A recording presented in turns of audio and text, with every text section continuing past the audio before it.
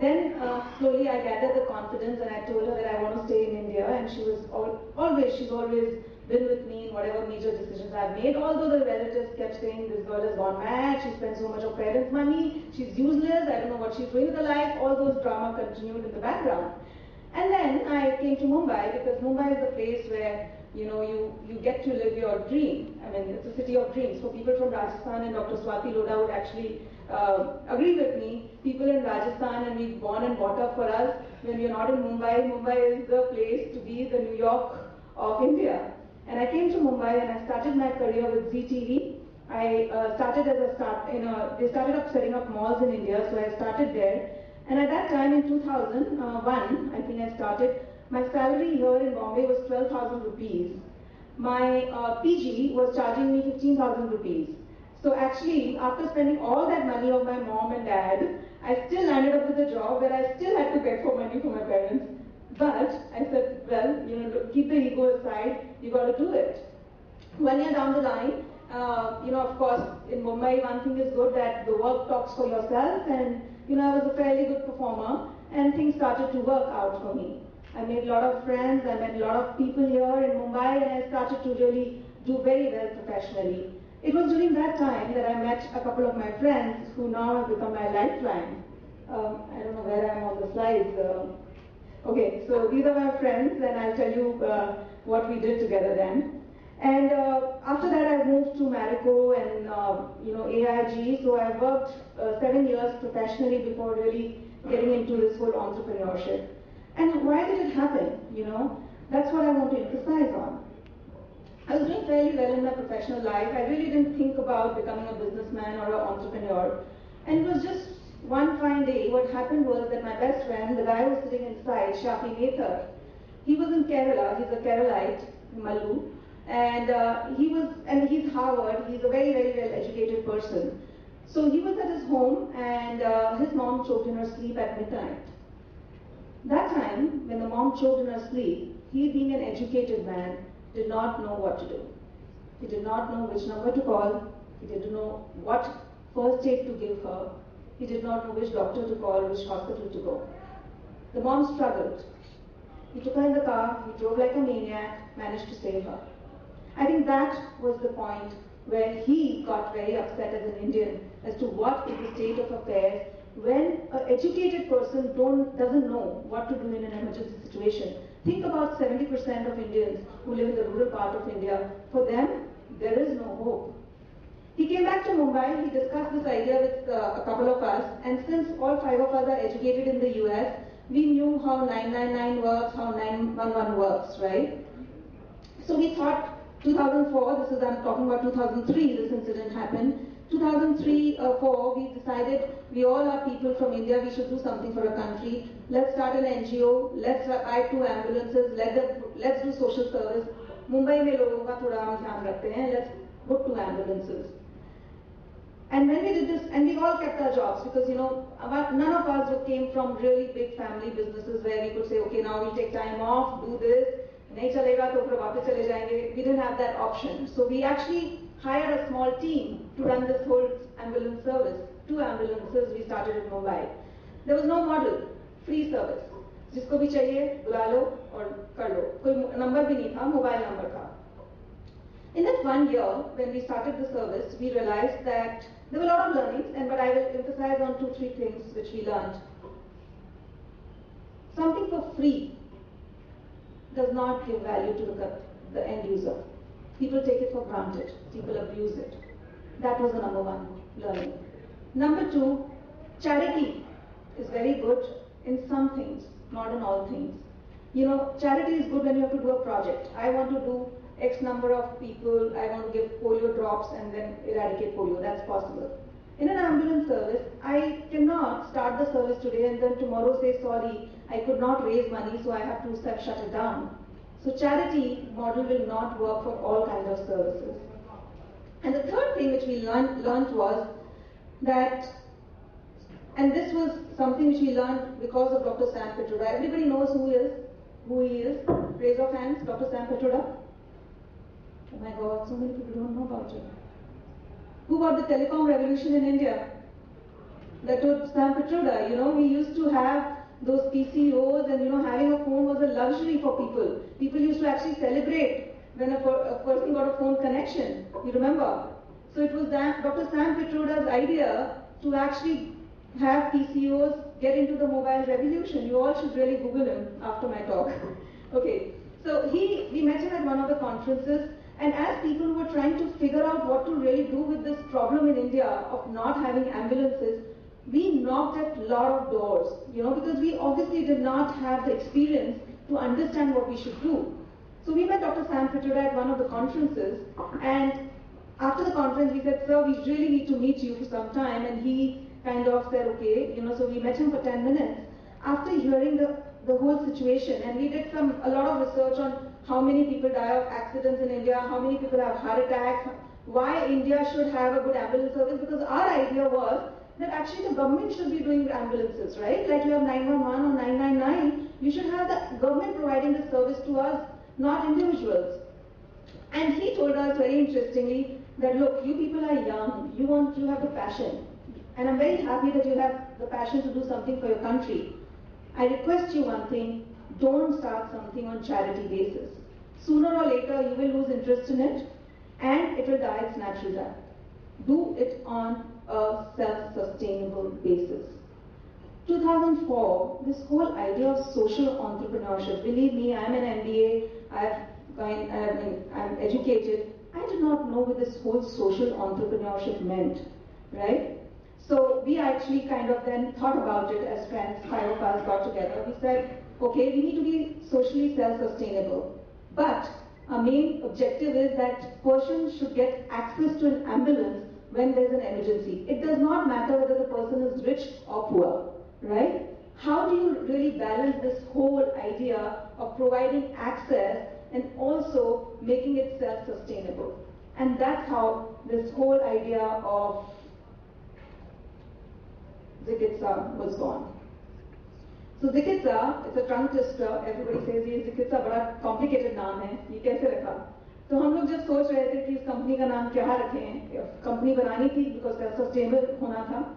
So there's a word called in Sanskrit. There's 2 words, चिकित्सा and जिज्ञासा.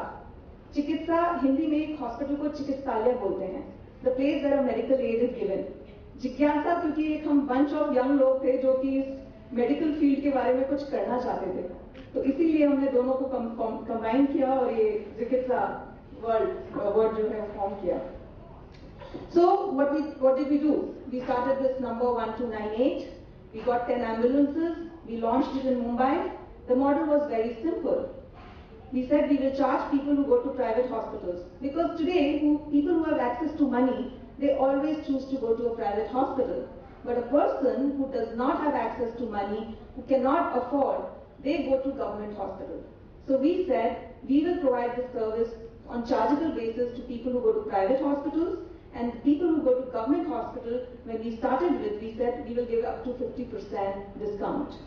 And the other innovation was, the outside of the ambulance, we decided we are going to give it to corporates who advertise a lot, because we wanted some more streams of revenue of that ambulance service, since we had to provide free service to 10% of our customers.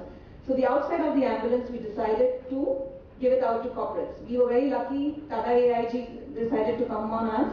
The combination of user fee and the advertising revenue was able to make the model sustainable. We were EBITDA positive in the first 6 months, and then this whole idea of providing this service to rich and poor, having a self-sustainable model, proved to be a reality. So this was, in short, this whole model has been written about in Harvard, Oxford, Columbia, you name a university, they have written about it, because traditionally ambulances are run by the government or by very high-end providers who only provide service to the rich people. Here there was a model which was providing access to both. We soon got investors on board. Any idea is good. If you try out the idea in a small area, it will work. But the real test of the idea, validating, the third point which we saw, is when you scale it up. So it was very important that we scaled up the idea. And since we did not have money, we actually just started with 1 crore rupees. We wanted to scale up pan-India. We wanted like-minded people to be on our board. So we got Acumen Fund. These are some investors. You probably know HDFC, IDFC. But just to tell you, Envision Healthcare, they are the largest ambulance company in the world. They run 4,000 ambulances in the US. They own 10% of us. Also on the technology side, we as educated people thought, innovation is not about creating something from scratch. Innovation is, it can be a lot of times, but sometimes it's also doing something that someone else is doing, in a normal way, incremental innovating it and making it a better product. So what we did is the entire ambulance service, you might just see the ambulance, but a lot goes into running an ambulance, like a call center, protocols, medical training, things like that. We didn't reinvent that. We tied up with London Ambulance Service and New York Presbyterian, who are the best in the world in this field, and they provided the entire knowledge pro bono to us because we were trying to do something good in India. Now, I think the journey, 9 years from now, and this is a long presentation, but I will tell you. So now we started with 2 ambulances in Mumbai in 2004. Now we have 800 ambulances across 17 states. We have served 2.4 million people ever since we started. We have 5,000 people working with us, and we have actually delivered 7,000 babies on our ambulance. So that has been the journey of Ms.Sweta ever since we started.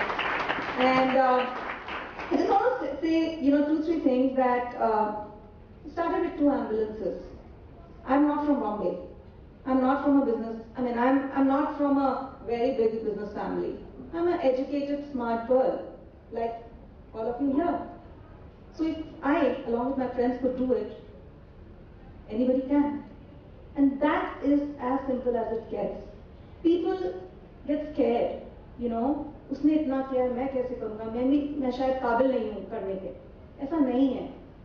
Take that small step. Every day take a small step which will make you do something which you want to do. And you will get there. It will take time. It took us 9 years, and believe me, we did 100 crores last year. We are EBITDA and PAT positive. And I'm already thinking as to next 3 years, how can I get to 500 crores? How can I get to serve more people? Right? And I'm telling you, I'm a very average person. But I do have a passion, which I live by. Every morning I wake up and I say, where are we? What are we doing? And that's all you need. You need passion, you need to be smart, and you need to have good people around you who are going to believe in you. And that's all it takes to be successful as a social entrepreneur. There are a lot of challenges. I don't know if you want to talk about it, but I probably should touch upon that. Otherwise, you might think it's very, very simple. I'm just going to leave the presentation and just talk about my challenges. So when we started, the first thing an entrepreneur faces is shortage of money. Okay, that is a reality. Believe me, any entrepreneur who starts, they are always going to have shortage of money, and that's a reality. So you have to mentally make up your mind for it, right? And if you make up your mind, that problem will not really trouble you too much. Okay, so that's number one. The first challenge which you will face is shortage of funds. But you got to mentally prepare yourself for it, and obviously make sure that you deal with it as and when it comes. The second challenge is to find the right people whom you can work with, right? When you are starting out, you are limited on your funds. You cannot hire people from AIMSR and IITs of the world because you don't have the money. So where do you go and hire people? So you hire normal people, right? You hire people who basically will probably work for money. But you need to spot that, does that person have the passion for what you are doing? Okay? And as long as that passion is there, the attitude is there, I think skill is something which you can teach the person. I firmly believe in that. That's the second challenge. The third challenge was being ethical. And that is something which my previous person who spoke with Mr. Lodha spoke about. So when we started, I think I had a slide which says, one of our values was, we can just go back a few slides, the vision and so one of the values which we started was being ethical, being transparent and fostering teamwork. Now, believe me, in my earlier avatar, I was exactly what Mr. Lodha was talking about. Traffic light पे पकड़े गए 100 रुपए दो निकल लो. कुछ बनाना है driving licence 1000 रुपए दो बना लो. Shortcuts, all about shortcuts. किसको टाइम है वेस्ट करने का? पर जब हमने ये चालू किया, we decided we are doing this so that it can help people. We are doing this for the country. So we have to start it in-house, being ethical. दूसरों का करप्शन बाद में देखा जाएगा, पहले खुद के घर का करप्शन क्लियर करो. And believe me, that has been the most challenging value to live by every single day. People ask me, why do you get the number 1298, 1298? It's a difficult number, you know. It's not like 999, एक बार बोलो तो समझ में आ जाएगा. It's a story of corruption. We went, we asked for a number which was easy to remember. The guy asked for 5 lakh rupee bribe. That time 5 रुपए भी नहीं थे चाय पिलाने के लिए. So what 5 lakh rupees? We got allotted the number 1299. The guy, because we didn't pay the bribe, gave us the number 1298, thinking what difficult number है, लोग उसको चढ़ेगा नहीं दिमाग में. That's the story of 1298. And there are so many stories I can narrate to you. We are 800 ambulances. Our competitor who's there in India has 10,000 ambulances. We could have easily been 15,000 ambulances. Reason being, we work with the government of India. Different states have number called 108, you could probably know about that.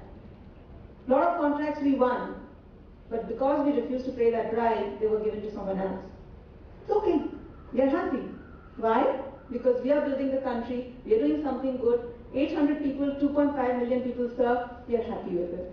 So thank you very much for listening to me, and I hope and wish all the best to all of you, and I'm always here to help you. I will leave my email ID with your people. If anybody wants to become an entrepreneur or a social entrepreneur, wants some brainstorming, me and my office people are always happy to serve you. Thank you.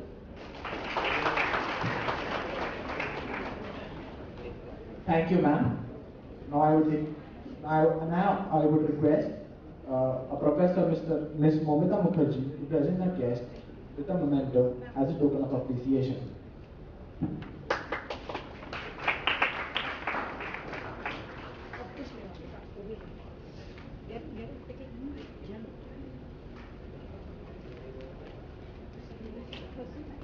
Thank you.